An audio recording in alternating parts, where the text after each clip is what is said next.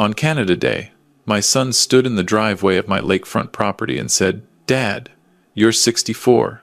You've had your turn. It's time to step aside and let us build something here." His wife Lauren nodded, arms crossed, while their twins played on the dock I'd built with my own hands 30 years ago. That's when I understood I'd spent 6 years and $400,000 supporting a family that saw me as nothing more than an obstacle to their inheritance. So I did something they never saw coming.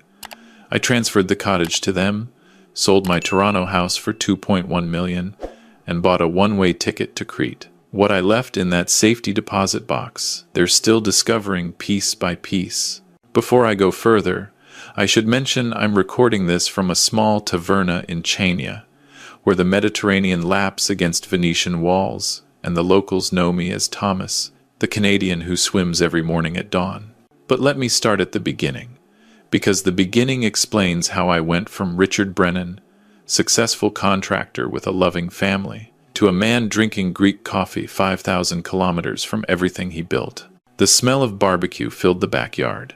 July 1st, and Connor insisted we do the full Canada Day spread at the cottage. Burgers, ribs, corn on the cob, the works.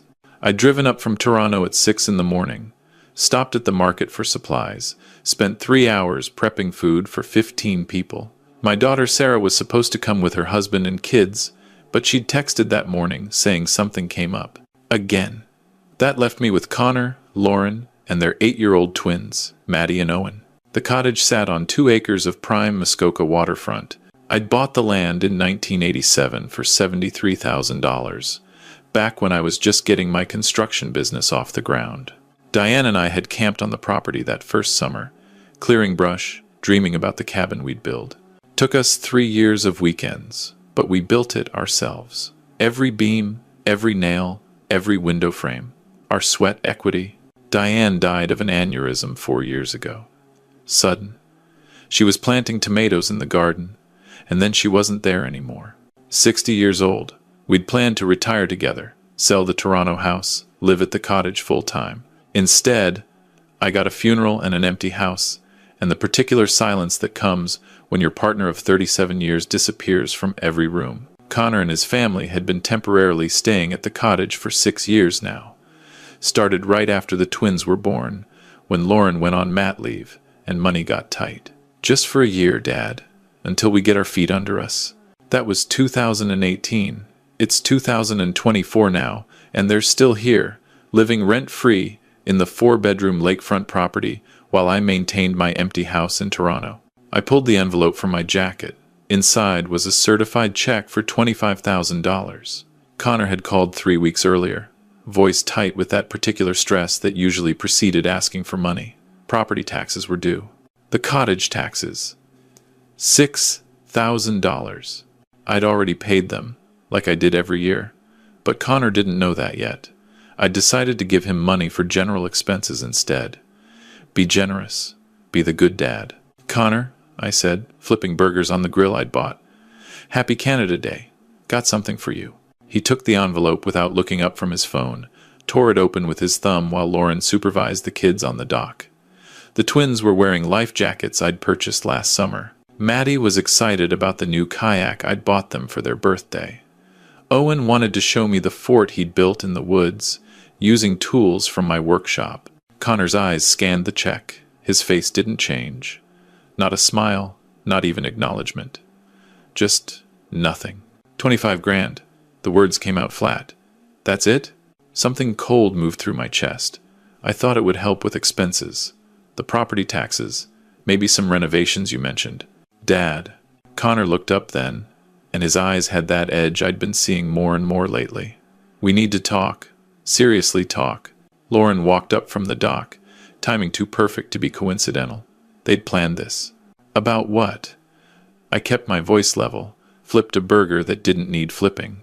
About this place. About us. About you. Connor gestured around the property with the envelope.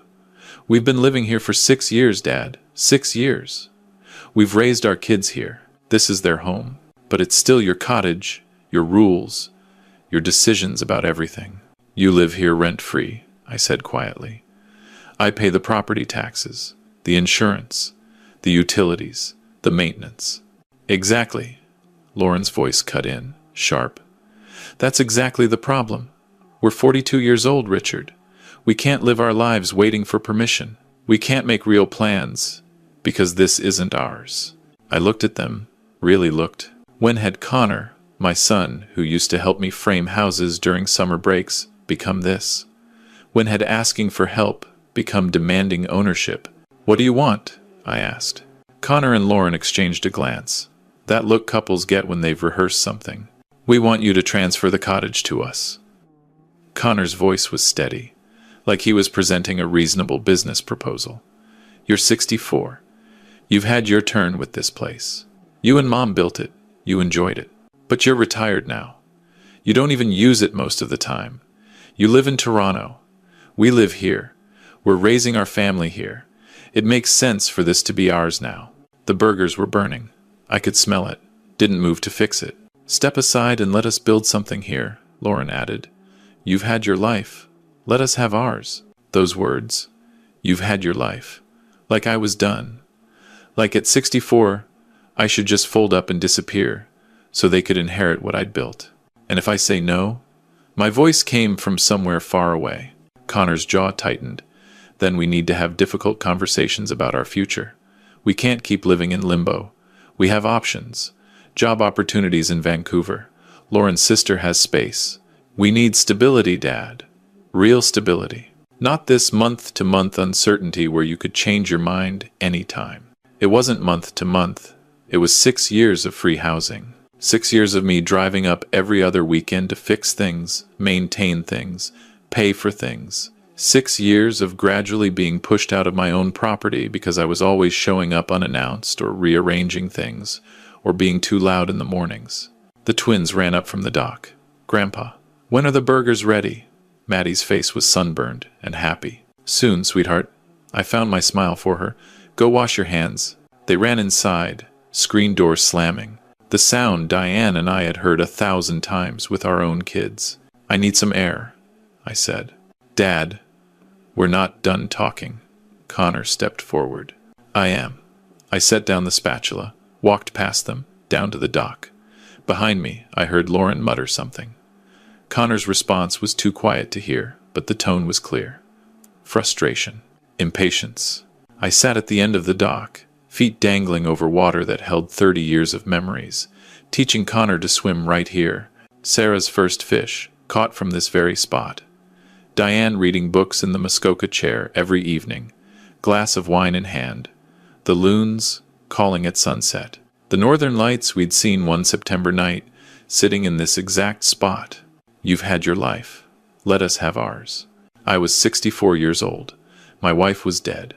My daughter barely spoke to me since the inheritance disputes after Diane's death. And my son wanted me to sign over the property I'd built with my own hands so he could have stability. The water was calm. A family of ducks paddled past.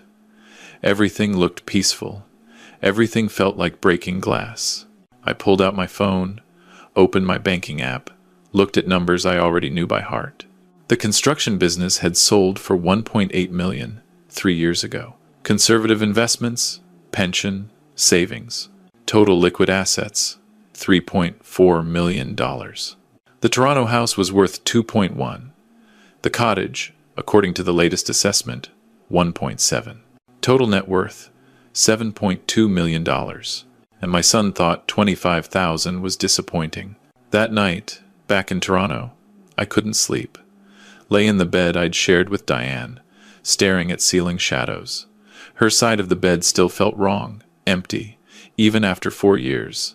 At 2 a.m, I got up, went to my office, opened files, started calculating. 6 years of rent for a 4-bedroom Muskoka cottage. Conservative estimate, $3,500 a month. Times 72 months, $252,000. Property taxes, $6,000 annually. Times 6, $36,000. Insurance, $4,000 annually. $24,000. Utilities, internet, phone, maintenance, snow removal, lawn care, dock repairs, new roof 2 years ago, new furnace last year, another $80,000, conservatively. Then the extras. The down payment I'd given Connor for his business venture that failed, $40,000. The car I'd bought when theirs died, $22,000. The endless emergencies I'd covered, conservative total, another $75,000. Grand total, $489,000. Nearly $500,000. And they wanted the cottage too. Not as a gift, but as something they were owed. Something I should step aside and let them have. I opened my laptop, started researching.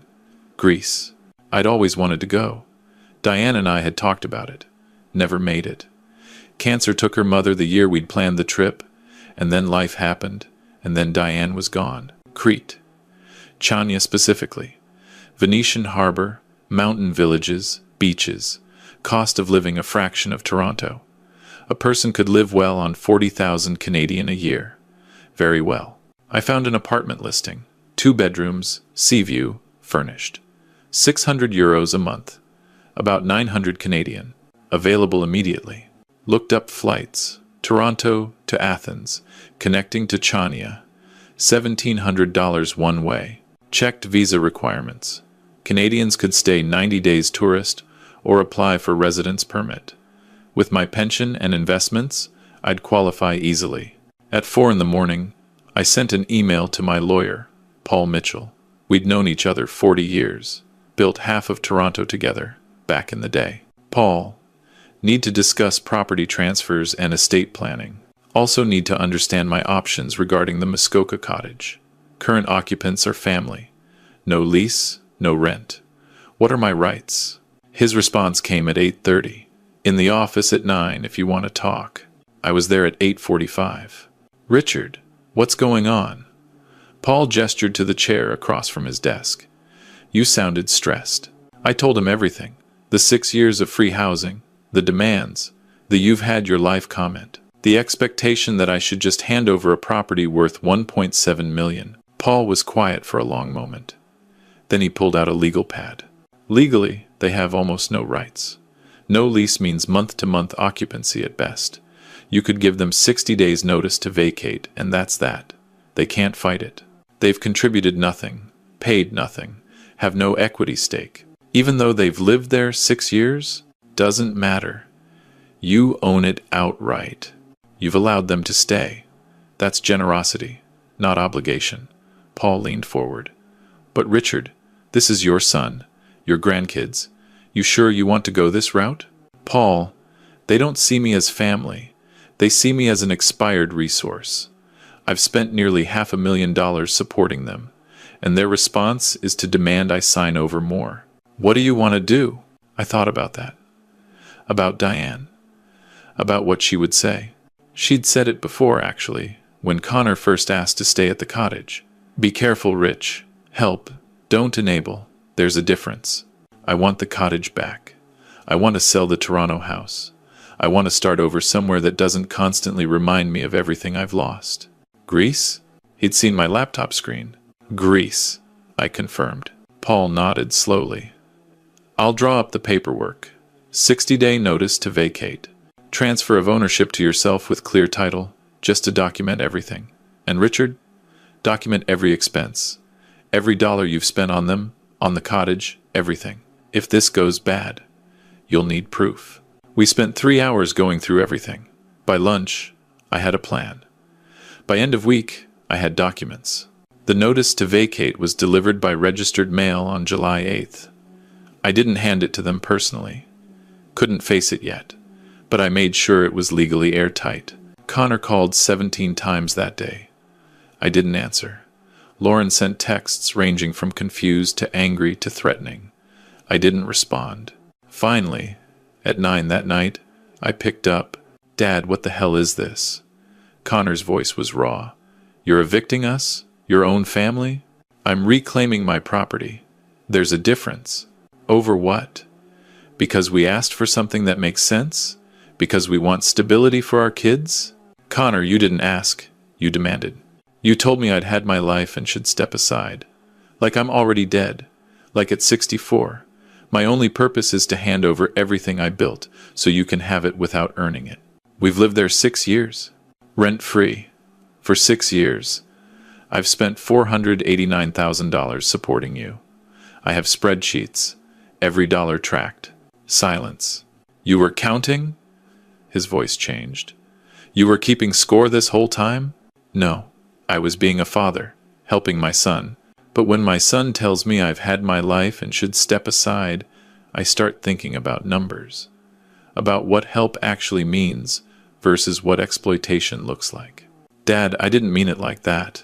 Yes, you did. You meant exactly that. You and Lauren have been planning this. I saw it in your faces. You'd rehearsed it. We just wanted security, then get jobs that provide it. Pay rent, build equity, do what I did, what your mother and I did. We built that cottage with our own hands, Connor. Every board, every nail, while working full-time and raising 2 kids. Don't tell me about security and hard work. So that's it? You're throwing us out? I'm giving you 60 days to find other arrangements. That's more than legal requirement. That's me being generous. Still, even now. What about the kids? Maddie and Owen? This is the only home they really know. And that's my fault? I kept my voice level. You chose to raise them in a property that wasn't yours. You chose not to build your own stability. Those are your choices, Connor. Not mine to fix. I can't believe you're doing this. I can't believe you told your 64-year-old widowed father that he's had his life and should step aside. But here we are. I ended the call, turned off the phone, sat in silence for an hour. Then I did something I should have done years ago. I called Sarah. My daughter answered on the 3rd ring. Dad, you never call this late. Everything okay? No, sweetheart. It's not. Can we talk? We talked for 2 hours. I told her everything. The money I'd given Connor over the years, the cottage situation, the Canada Day conversation, the eviction notice. Sarah was quiet for a long time. Then she said, Dad, I'm so sorry. For what? For not being there more. For letting the estate stuff after Mom died create distance between us. For not seeing what Connor was doing. The estate stuff. After Diane died, I'd split everything 50-50 between the kids. But Connor had demanded more, arguing that Sarah's husband made good money and they didn't need it. Sarah had been hurt. I'd stood firm on equal splits, and Connor had made family gatherings uncomfortable ever since. Sarah had just stopped coming. You didn't do anything wrong, Sarah. Neither did you, Dad. You were being generous. Connor took advantage. That's on him, not you. I'm thinking about selling the Toronto house. Moving away. Away? Where? Greece. Crete, specifically. She laughed, surprised. Really? Your mother and I always wanted to go. Never made it. I figure, why not now? I'm 64, not dead, despite what your brother thinks. I think that's amazing, Dad. Seriously, do it. You don't think I'm running away? From what? A son who treats you like an ATM? A city full of memories that hurt? Dad, you've spent 4 years grieving and 6 years being used. Maybe it's time to live for yourself. We talked until midnight. Made plans for her to visit before I left. Actually made plans, with dates, not vague, someday promises. The next morning, I listed the Toronto house. Priced it right, good neighborhood, well maintained, had offers within a week, accepted one for $2.1 million, all cash, fast close. Called the apartment owner in Crete, Maria, a Greek-Canadian who'd retired there 5 years earlier. We talked for an hour. She held the apartment for me. Accepted first and last month rent by wire transfer. Booked the flight. One way. Departure August 15th. 6 weeks away. Started packing. Went through 37 years of accumulated life. Photos got scanned and digitized. Diane's jewelry went to Sarah. Most of the furniture got sold or donated. I kept 2 suitcases worth of clothes, my laptop, important documents, and a small wooden box Diane had given me on our 10th anniversary. It held love letters, concert ticket stubs, dried flowers from our first Valentine's Day. The accumulated evidence that I'd been loved once, that I'd mattered to someone. Connor tried calling every day. I didn't answer. Lauren sent emails. Ignored them. They had 60 days. They'd figure it out. Paul handled the cottage documentation. Clear title in my name. Registered. Sealed. No ambiguity. Then I made a decision that surprised even me. Paul, I want to transfer the cottage ownership. To Connor? Paul's voice was careful. Richard, are you sure? Not to Connor. To a trust. Specifically, a trust for Maddie and Owen. They can't access it until they're 25. At that point, they can decide what to do with it. Sell it, keep it, whatever. But Connor and Lauren can't touch it. They have to be out by September 8th. After that, the property sits empty, maintained by a property management company, until the twins turn 25. That's 17 years of maintenance costs. I'm aware. I can afford it. I want my grandchildren to have something real, something they inherit properly, at an age where they can appreciate it, not something their parents guilt me into handing over early. Paul was quiet. Then he said, Diane would approve. Yeah, she would. The transfer happened on July 25th. The cottage was now held in an irrevocable trust for my grandchildren. Connor and Lauren were listed as having no claim, no access, no rights to the property beyond their 60-day occupancy period. I had Paul send them a registered letter explaining everything. The trust, the timeline, the fact that they'd have no access to the property after September 8th, and neither would I. It would sit empty, maintained and waiting, until Maddie and Owen turned 25. Connor showed up at my Toronto house 2 days later, pounded on the door until I answered. Are you insane? His face was red. You're locking up $1 million property for 17 years, instead of giving it to us? Instead of giving it to you for free. Yes. I stood in the doorway. Didn't invite him in. It's going to your children. When they're old enough to understand what it means. We could be building equity. We could be securing our future. Build your own future, Connor, like I did. Like everyone does. You're being vindictive. I'm being fair. You and Lauren told me I'd had my life. You wanted me to step aside. So I did. Stepped completely aside. The cottage isn't mine anymore, and it isn't yours. It's your children's. And it will wait for them. What are we supposed to do? Find housing you can afford. Get jobs that support your lifestyle. Figure it out. You're 42 years old, Connor. With 2 degrees and work experience. You'll survive. Where are you even going? He looked past me into the house. Saw the boxes. You're moving? Greece. Greece? Like the country? That's the one. For how long? Indefinitely. You're just leaving? Running away? I'm starting over. There's a difference. I'm 64, Connor. Your mother is dead. My business is sold. You've made it clear I'm not wanted or needed here. So I'm going somewhere I can live on my own terms. What about us? What about Maddie and Owen? What about them? I kept my voice level. You've been using them as emotional leverage for 6 years. Think of the kids, Dad. The kids need stability. Well, I thought of them. They'll get the cottage when they're 25.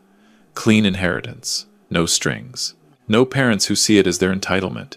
We're family. Family doesn't tell each other they've had their life and should step aside. He opened his mouth. Closed it. Couldn't argue with his own words. You have until September 8th, I said. After that, locks change. Security system activates. Property management takes over. Don't damage anything. Don't take anything that isn't yours. The inventory is documented. I closed the door. Stood there, listening to him, pound it 3 more times. Then, silence. Then, his car starting. Then, nothing. The Toronto house closed on August 10th. 2.1 million deposited into my account. After lawyer fees and taxes, I cleared 1.9. Added to my existing investments, I was looking at 5.3 million in liquid assets. Enough to live very well for the rest of my life. 5 days before my flight, Sarah came to visit. We had dinner at the cottage one last time. Just us. She brought her kids, my other grandchildren, 10 and 12. We swam, had a bonfire, told stories about their grandmother. Are you really leaving, Grandpa? My grandson Jake asked. Really leaving. Will you come back? To visit, sure. But I'm going to live there now, in Greece. That's so cool. My granddaughter Emma smiled. Can we visit you? Anytime. I've got a spare bedroom. You're always welcome. Sarah and I walked down to the dock after the kids went to bed. Sat in the same spot I'd sat on Canada Day. You're doing the right thing, Dad. Doesn't feel like it sometimes. Connor's an adult. He made his choices. She put her hand on mine. And Mom would be proud of you. Starting over. Choosing yourself. She'd love that. I miss her. I know. Me too. We sat there until the loons started calling. Then we walked back up to the cottage I'd never sleep in again. August 15th arrived with rain. Appropriate, somehow. Sarah drove me to the airport. Helped me check my 2 suitcases. Call me when you land, she said, hugging me. And Dad, have the life you deserve. Not the one Connor thinks you should have. The flight to Athens was 11 hours. I slept most of it. Exhausted from weeks of preparation, from months of emotional weight, from years of being slowly erased in my own life. Landed in Athens, caught the connecting flight to Chania. 3 hours of flying over islands and blue water that looked impossible. Chania appeared at sunset. White buildings with terracotta roofs climbing up from a harbor, mountains in the distance, olive groves and cypress trees. The plane descended and I felt something I hadn't felt in years. Anticipation, possibility.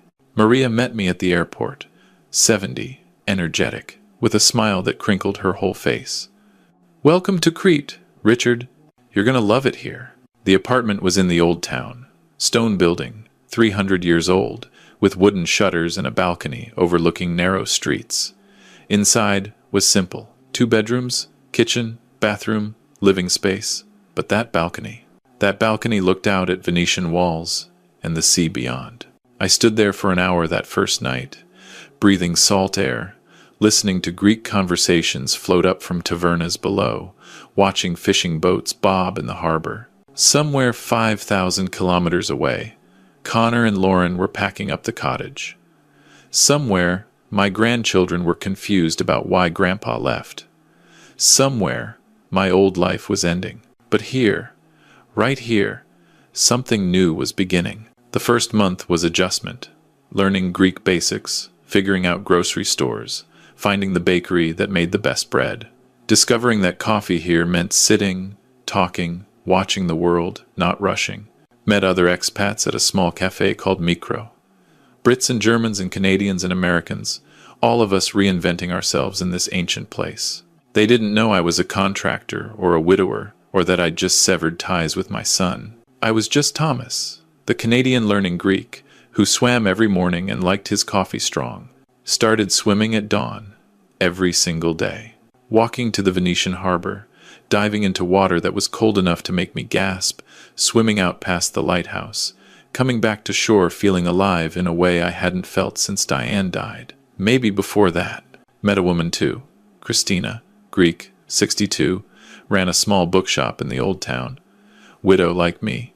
We started as friendly acquaintances, who both showed up at Micro Cafe every afternoon. Then book recommendations. Then dinners. Nothing serious. Just company. Good company. You seem lighter, she said one evening, over grilled octopus and wine. When you first came, you carried something heavy. Now, less. I feel lighter. Like I've been holding my breath for years and finally exhaled. Your family? I'd told her the basics. She'd nodded knowingly. Her son had done something similar. Expected her to sell her house and give him the money. She'd refused. They hadn't spoken in 3 years. Do you regret it? I asked. I regret that it was necessary. But I don't regret doing it. She sipped her wine.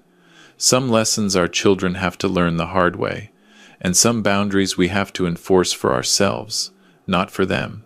September 8th came and went. Paul emailed that Connor and Lauren had vacated on time. Left the cottage reasonably clean. Minor damage to a wall, but nothing major. Keys had been turned over. Property was now under management company care. Security system active. Everything locked down until 2041, when the twins turned 25. I read the email on my balcony, morning coffee in hand, watching fishing boats head out. Felt nothing. No triumph, no regret. Just acknowledgement that one chapter had closed. 3 months in Crete, and my life had shape. Mornings, swim, Greek lesson, coffee at Micro. Afternoons, walk, read. Sometimes help Christina at her bookshop. Evenings. Cook. Sit on the balcony, watch sunsets that never got old. Started writing too. A blog about starting over at 64. About choosing yourself when family sees you as obligation. About finding purpose when everyone tells you you've had your life. Small audience but growing. People wrote comments about their own situations. I responded to everyone. Community built from shared understanding. Then, in November, the email came. From Maddie.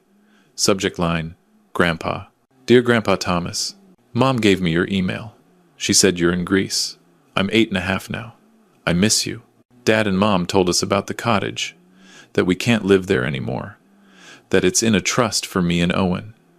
I don't really understand, but Dad seems mad about it. I miss swimming at the cottage. I miss building forts in the woods. I miss you. Are you mad at us? Mom says you're mad. Dad doesn't talk about it. I hope you're happy in Greece. My teacher showed us where Crete is on a map. It looks pretty. Love, Maddie. I read it 7 times. Checked the email. It was from Maddie's school account, not Connor's or Lauren's. She'd written it herself. Sat on my balcony for an hour, watching the Mediterranean, thinking she was 8 years old, innocent in all this. She'd lost access to her childhood home and her grandfather because her parents were entitled. Christina found me there. What's wrong? I showed her the email. She read it carefully. What will you do? I don't know. Part of me wants to respond. She's my granddaughter. But part of me knows Connor and Lauren will try to use it as leverage. What does your heart say? I closed my eyes, felt the sun, heard the water. My heart says, Maddie deserves a relationship with her grandfather. But it has to be on my terms. Direct relationship. No using her to manipulate me. Then tell her that. I wrote the reply carefully. Dear Maddie, I'm not mad at you or Owen. Not at all. I love you both very much. I'm mad at some choices your mom and dad made. Grown-up stuff that's complicated. But that's between me and them. It has nothing to do with you. The cottage is in a trust for you and Owen. That means when you turn 25, it will be yours. You can decide what to do with it. Keep it, sell it, share it. That's 17 years from now. I know that seems like forever when you're 8. I'm happy in Greece. It's beautiful here. I swim every morning. I'm learning Greek. I have new friends. I'm choosing to live my life in a way that makes me happy. You can email me anytime. Just you, not through your parents. This is between us, me and you, and Owen. I'm still your grandpa. That doesn't change. But I'm also Thomas, a person who deserves respect and choice. Both things are true. Love, Grandpa Thomas. Hit send before I could overthink it. Her response came 2 days later. Can we video call? Saturdays work for me. That's when Mom and Dad take us to activities, and I have my iPad. We video called that Saturday. Seeing her face made my throat tight. She'd grown, lost a tooth, hair in braids. We talked for 30 minutes. She told me about school, about her friends, about the new house they'd moved to. Smaller, she said, but Dad says it's temporary. I told her about Crete, about the sea, about learning to say good morning in Greek, about the stray cat that had adopted me. Are you coming back to Canada? She asked. Maybe to visit, but I live here now. That's okay. Can we keep calling every week? If you want to. I want to.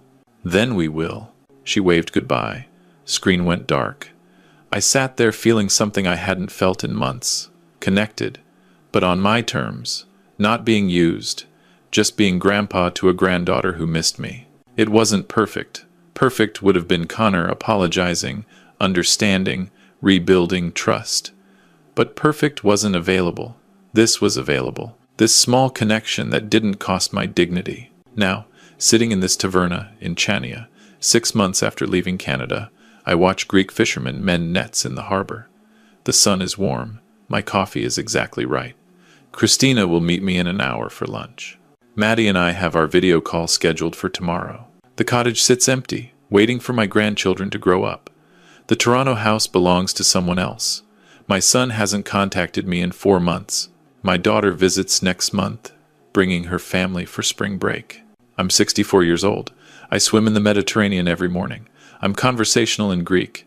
I'm writing things people read, I'm building a life with people who see me as Thomas, not as a resource to be depleted. And every morning when I dive into that cold water and surface gasping and alive, I remember, I haven't had my life. I'm having it right now. Finally having it. On my own terms. Retirement isn't the end. It's just another beginning if you let it be. And sometimes choosing yourself isn't selfish. It's survival.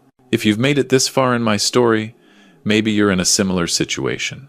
Maybe someone has told you, explicitly or implicitly, that your worth ended when your usefulness did. Maybe family treats you like an obligation instead of a person. Here's what I learned. Your purpose isn't determined by who needs you. Your purpose is determined by you being alive and choosing how to live. That's it. That's everything. I'm 64, not dead. I'm learning a new language in a foreign country. I'm terrible at Greek grammar, but getting better. I'm writing about second chances. I'm building friendships with people who see me. And every morning on my balcony, in Chania, watching the Mediterranean crash against Venetian walls, I remember, I have a purpose. I always did. I just had to stop letting other people erase it. The fishermen are heading out now. The taverna is filling with morning regulars. My coffee cup is almost empty. Time to order another. Maybe some bugazza to go with it. Christina says I eat too many sweets, but she smiles when she says it. I have nowhere I need to be. No one I need to satisfy. No expectations except my own. Turns out, that's exactly the point.